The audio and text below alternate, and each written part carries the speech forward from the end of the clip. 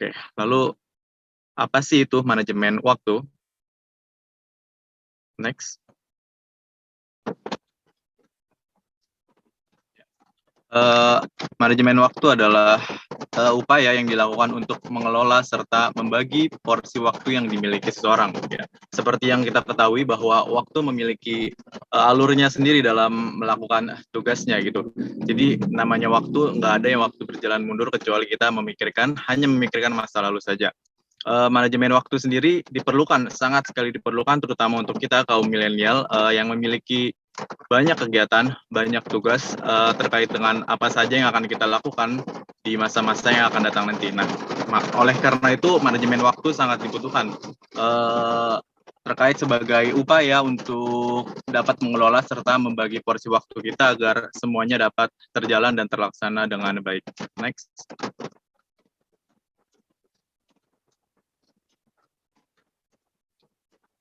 Ini dia, ada pengertian menarik menurut para ahli ya. Yang pertama ada Farshid. Manajemen waktu adalah cara untuk mengendalikan waktu sehingga bisa mencapai tingkat efektivitas dan produktivitas. Lalu ada Frederick Winslow Taylor. Manajemen waktu adalah sebuah proses pencapaian tujuan utama kehidupan sebagai hasil dari mengesampingkan kegiatan yang kurang bermanfaat dan memakan banyak waktu. Ya. Jadi apa sih tujuan manajemen waktu?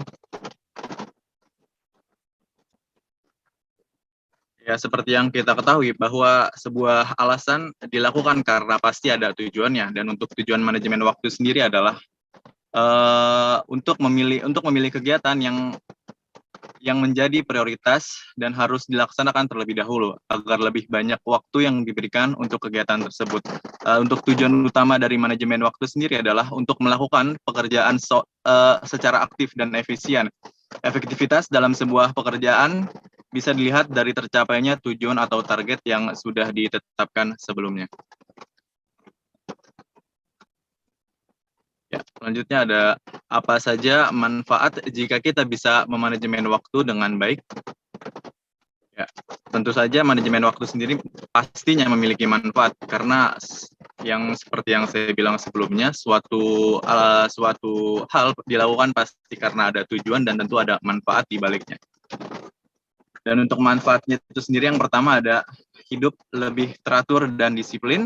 Yang kedua ada produktivitas akan semakin meningkat. Dan yang ketiga, target akan terpenuhi. Yang keempat, mengurangi stres. Yang kelima, memiliki banyak waktu luang. Dan yang keenam, mengurangi penundaan. Oke, so bagaimana tips manajemen waktu dengan baik? Yang pertama ada membuat skala prioritas. Memahami sebuah prioritas menjadi hal yang penting bagi setiap orang, apalagi seorang mahasiswa seperti kita ini yang sedang menikmati masa muda. Terkadang ingin mencoba banyak hal kan?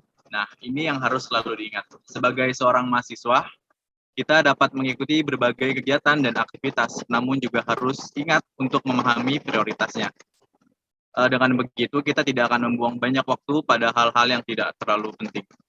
Lalu yang kedua, membuat rencana kegiatan atau planning. Membuat rencana kegiatan atau mengatur waktu agar lebih terkoordinir.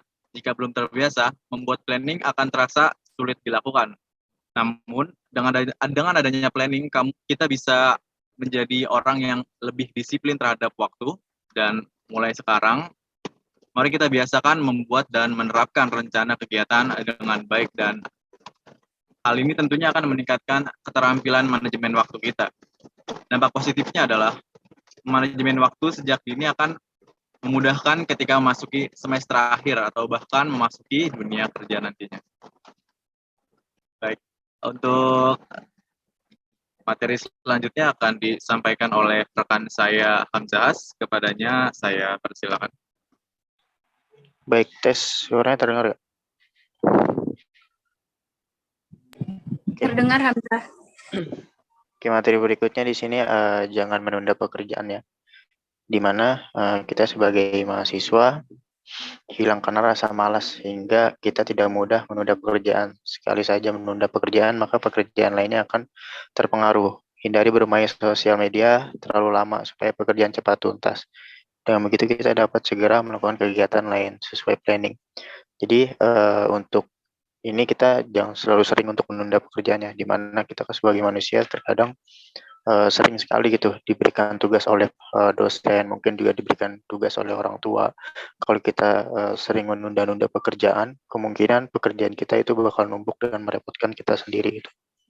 Terus berikutnya di sini ada kurangi kegiatan tidak penting. Karena ini sangat penting nih untuk diri kita pribadi, di mana kurangnya kegiatan yang tidak penting itu yaitu mencari kesenangan memang perlu gitu ya. Memang perlu untuk refreshing diri sendiri, namun jangan sampai terlena. Sampai terlena, terus juga jangan terlalu sering bersenang-senang, bisa membuat kita lupa dengan tanggung jawab dan prioritas. Kita juga dapat memilah kembali kegiatan-kegiatan yang penting sesuai kegiatan dengan kebutuhan dan tujuan kita.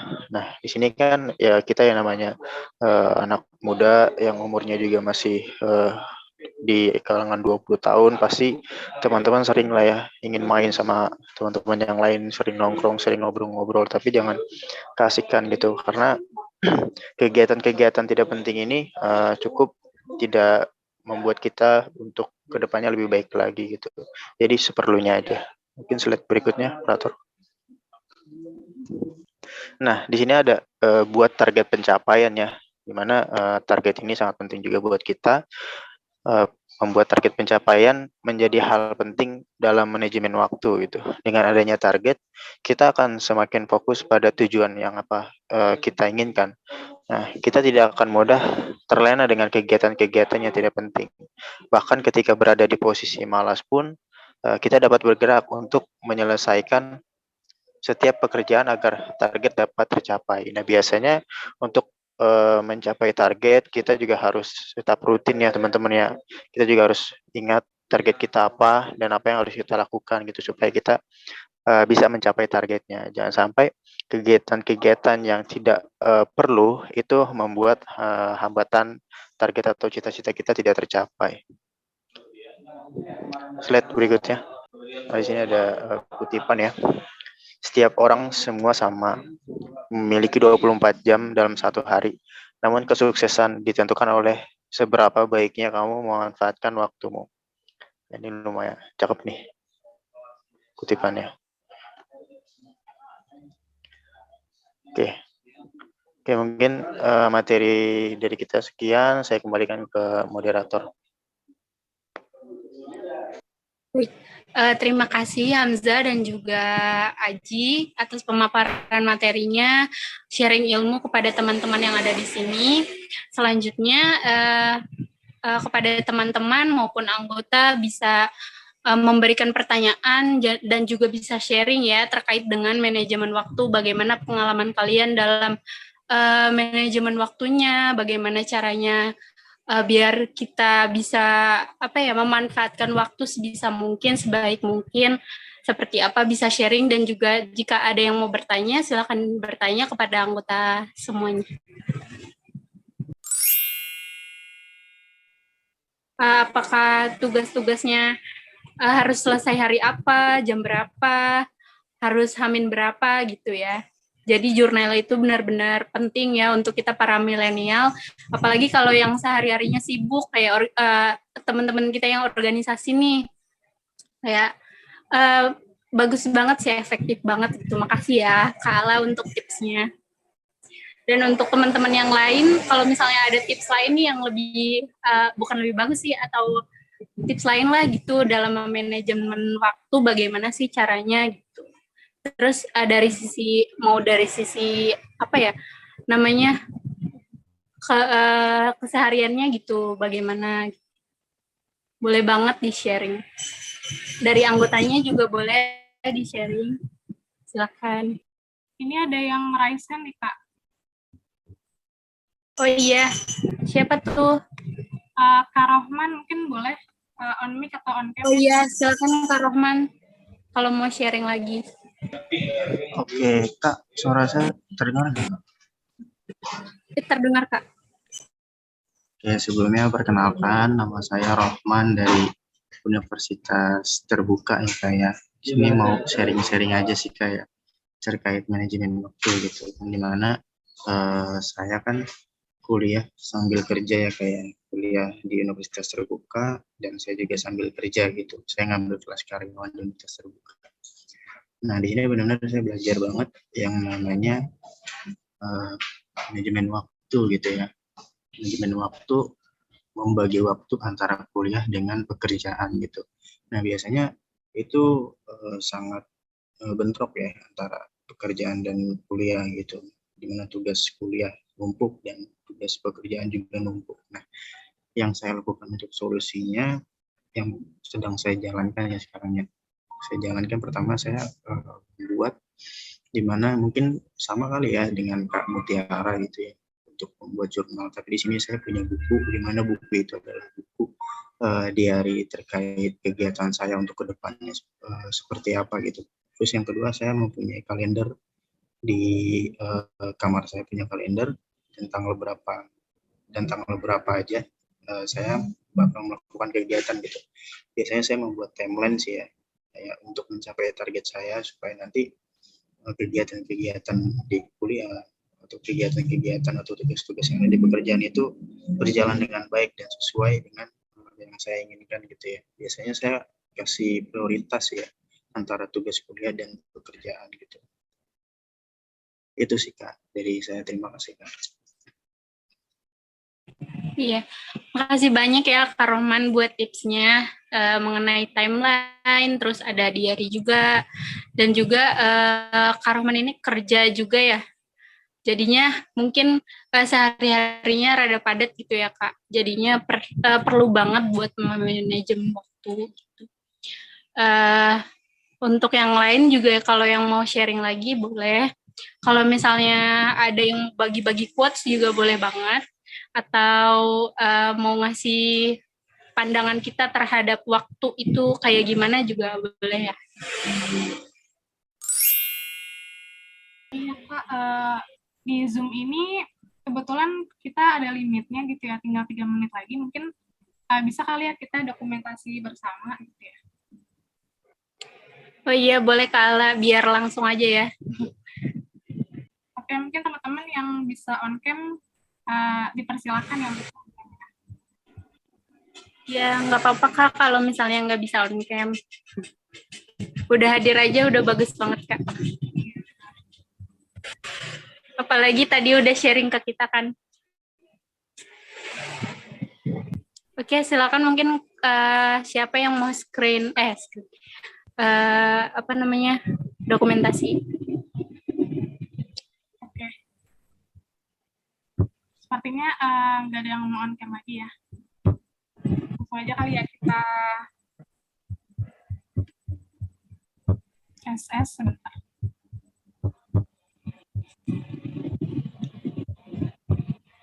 Satu, dua, tiga.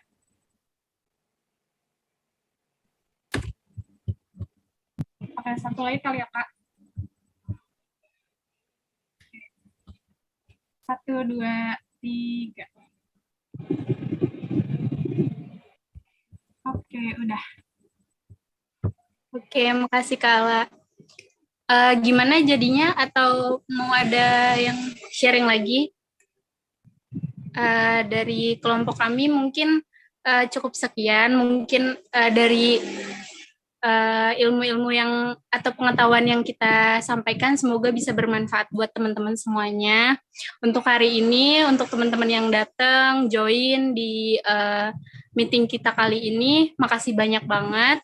Semoga kita tetap semangat, sukses, dan juga bisa memanajemen waktu sebaik mungkin. Saya moderator Putri Lestari dan juga teman-teman kita, Likama, Mutiara, Aji dan juga Hamzah, berterima kasih. Cukup sekian, wabillahi taufiq wal hidayah. Assalamualaikum warahmatullahi wabarakatuh. Waalaikumsalam. Waalaikumsalam. Terima kasih banyak ya teman-teman atas waktunya. Iya. Terima kasih Kakak. Sama-sama. Iya, sama-sama.